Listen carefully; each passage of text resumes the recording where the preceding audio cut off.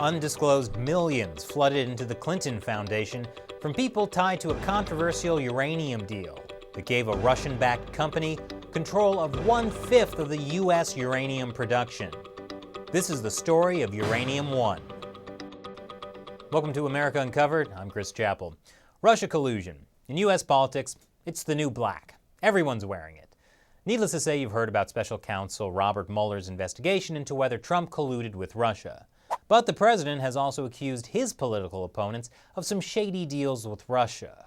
What was Trump talking about? A scandal involving a company known as Uranium One. It's now owned by a Russian-backed company called Rosatom. That purchase gave Russia control of 20% of all the United States uranium production, a national security concern. But the deal sailed through despite security concerns at a time when Hillary Clinton was Secretary of State, and also at a time when millions of dollars flowed into the Clinton Foundation from people tied to the deal. There's been some new developments in the story. At the end of November, the FBI raided the home of an FBI contractor, Dennis Kane. According to his lawyer, 16 FBI agents showed up at his house and conducted a 6-hour raid. Kane, according to his lawyer, is a recognized whistleblower, protected under the Intelligence Community Whistleblower Protection Act. Now, according to the Daily Caller News Foundation, Kane handed over documents that show federal officials failed to investigate potentially criminal activity regarding former Secretary of State Hillary Clinton, the Clinton Foundation, and Rosatom, the Russian company that purchased Uranium One. Not only that, but then FBI Director Robert Mueller failed to investigate the allegations of criminal misconduct involving Uranium One. Now, those claims are based on a document that only the Daily Caller has seen, so I haven't been able to independently verify it. But Senator Charles Grassley has asked the Inspector General to make the Kane documents public. So, this has been the spark that reignited interest in the story of Uranium One. Get it? Spark and reignited? What's that, Shelley? Okay, fine.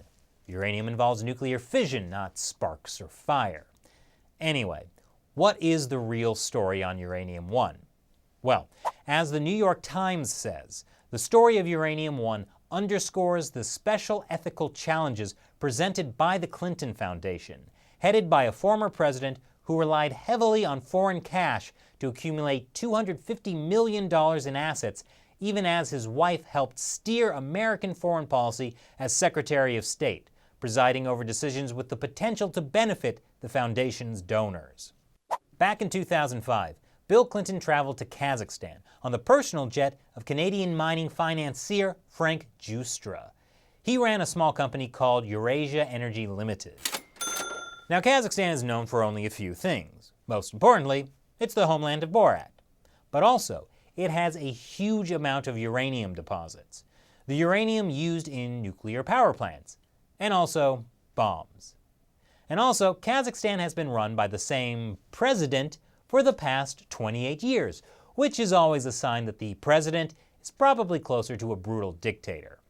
Despite that, Bill Clinton handed the Kazakh president a propaganda coup when he expressed support for his bid to head an international elections monitoring group undercutting American foreign policy and criticism of Kazakhstan's poor human rights record by, among others, his wife, then a senator. Wow, they have a very interesting relationship. Bill, I am sick and tired of you leaving your socks in the living room and constantly undermining my foreign policy objectives.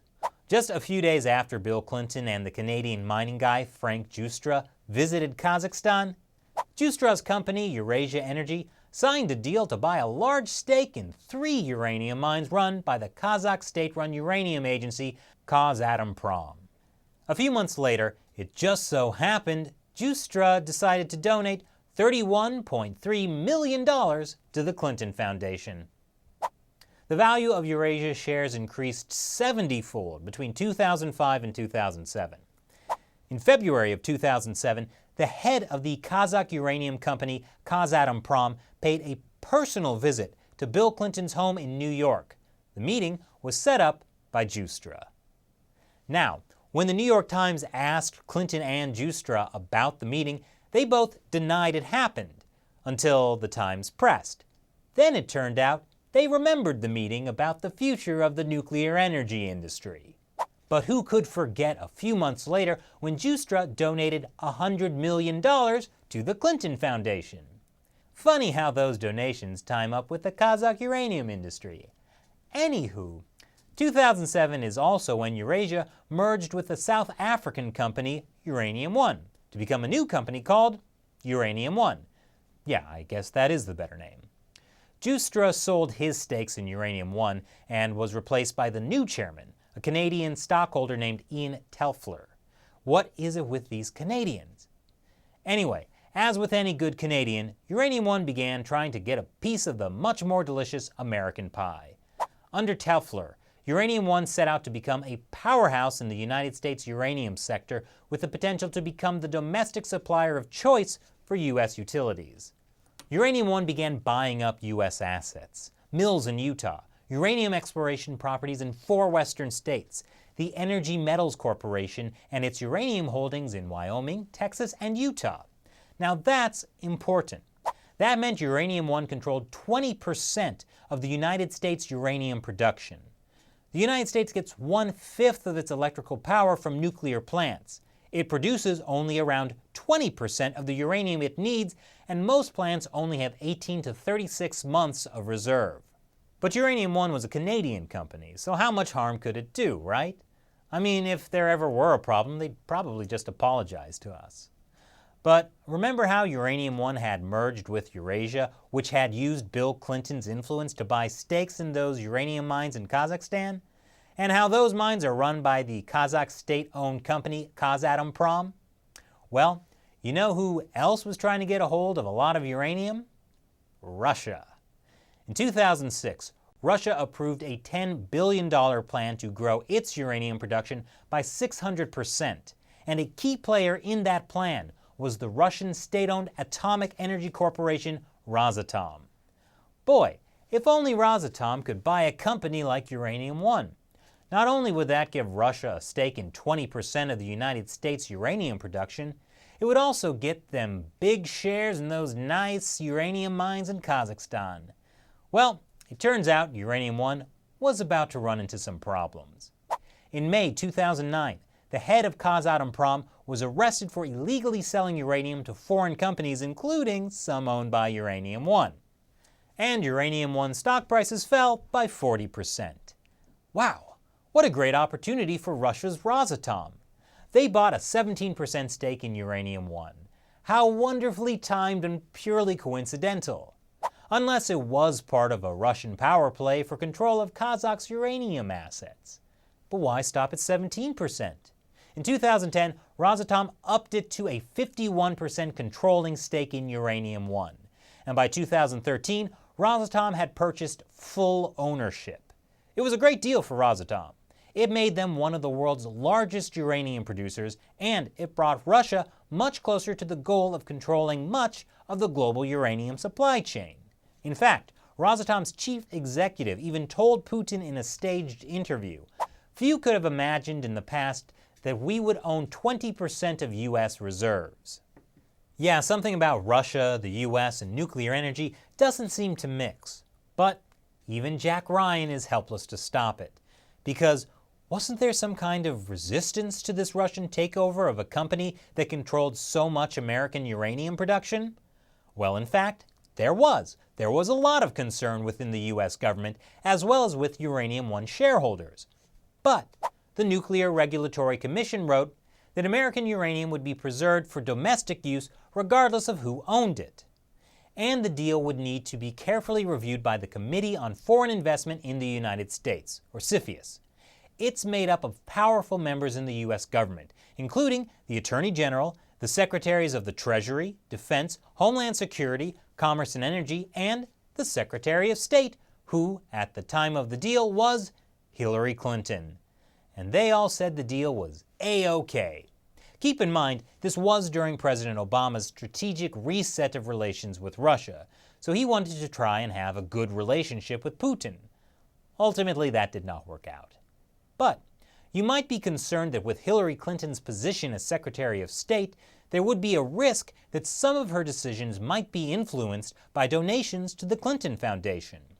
Well, don't worry. First, Clinton has repeatedly denied any involvement in the State Department's approval of the Uranium One sale. And when she became Secretary of State, she had to sign a memorandum that said the Clinton Foundation had to publicly disclose all contributors. And yeah, it was a little strange that the public disclosures didn't give exact amounts, it gave a range of contributions, but only one Uranium One official gave to the Clinton Foundation. It was the chairman, Ian Tefler, and it was a small amount, no more than $250,000, and that was in 2007, before the Rosatom deal was even a twinkle in Putin's eye. So that's that. Clearly no connection between Hillary Clinton's allowing the Uranium One deal to go through and donations to the Clinton Foundation. Except by reviewing Canadian tax records, it turned out Tefler actually donated millions of dollars to the Clinton Foundation. But he did it through his family charity, the Fernwood Foundation. In 2009, Uranium One asked for the U.S. Embassy's help to keep its mines in Kazakhstan. Fernwood Foundation donated $1 million. In 2012, when the Russians were waiting for CFIUS to approve its 51% stake in Uranium One, Fernwood Foundations donated $250,000. That was followed by $600,000 in 2011 and $500,000 in 2012. Now, Uranium One chairman Ian Tefler denies those donations were anything other than purely charitable donations. And Hillary Clinton also denies it affected her decision-making. And there is no proof that those donations did. Just like there's no proof that the $500,000 Bill Clinton was paid to give a speech in Moscow by a government-backed Russian investment bank had any influence over the Rosatom deal getting approved in that same month. Yeah, there's no proof. It's all just a little bit shady. And this is the problem when government officials also have charitable foundations. Why are these people really giving? As a person with knowledge of the Clinton Foundation's fundraising operation told the New York Times, why do you think they are doing it? Because they love them? As the New York Times wrote in 2015, the ultimate authority to approve or reject the Russian acquisition rested with the cabinet officials on the Foreign Investment Committee, including Mrs. Clinton, whose husband was collecting millions in donations from people associated with Uranium One. Now, a lot of this information first came to light in the book Clinton Cash by Peter Schweizer. He's the Breitbart News senior editor-at-large. So my first thought was, maybe not the most trustworthy of sources. But all these claims I've mentioned were also confirmed and built upon by the New York Times. So, if the Breitbart guy and the New York Times are coming up with the same story, maybe it's worth taking seriously. There's more to the story, and we'll get to that right after this quick commercial break. As early as 2009, the FBI had gathered substantial evidence that Russian nuclear industry officials were engaged in bribery, kickbacks, extortion, and money laundering designed to grow Vladimir Putin's atomic energy business inside the United States. So it's hard to imagine that no one involved with CFIUS knew about the FBI's evidence on Russia. According to a legal expert interviewed by PolitiFact, the FBI is well represented as part of the Justice Department's CFIUS team. It would be somewhat surprising to me if a company was under scrutiny as a buyer in CFIUS and simultaneously under investigation for criminal behavior by the FBI, but the criminal investigation was not known to the FBI's representatives on CFIUS. This investigation would have begun under Robert Mueller, then director of the FBI. Now, we have no way to know if Hillary Clinton knew about the FBI investigation. The investigation, by the way, was closed in 2015 by Mueller's replacement, James Comey. And Obama's Attorney General, Loretta Lynch, put a gag order on one of the key FBI informants involved. So, a possible high-level scandal involving Mueller, Comey, the Obama administration, and the Clintons? Trump was all over that. And in 2017, he got his Attorney General, Jeff Sessions, to remove the gag order, and the informant testified to 3 congressional committees. This informant, William Campbell, alleged Russia hired the American lobbying firm APCO Worldwide to give $3 million to the Clinton Foundation to help create a favorable environment for the Obama administration to approve the Uranium One deal. But Campbell was still unable to provide evidence of quid pro quo, where Hillary Clinton allegedly got the Uranium One deal passed in exchange for money.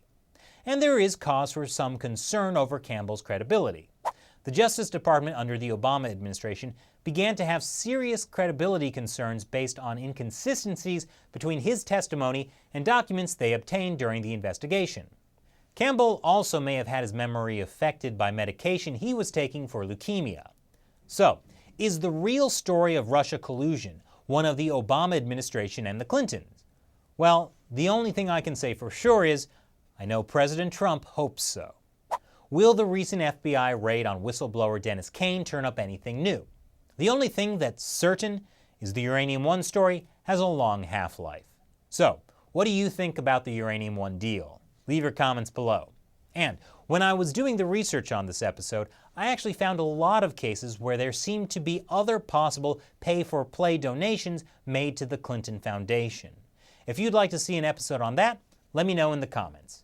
And if you want to see more great episodes of America Uncovered, please support the show with $1 or more per episode on the crowdfunding website Patreon. I am promising huge political favors in exchange for cash. Quid pro quo. Once again, I'm Chris Chappell. Thanks for watching America Uncovered.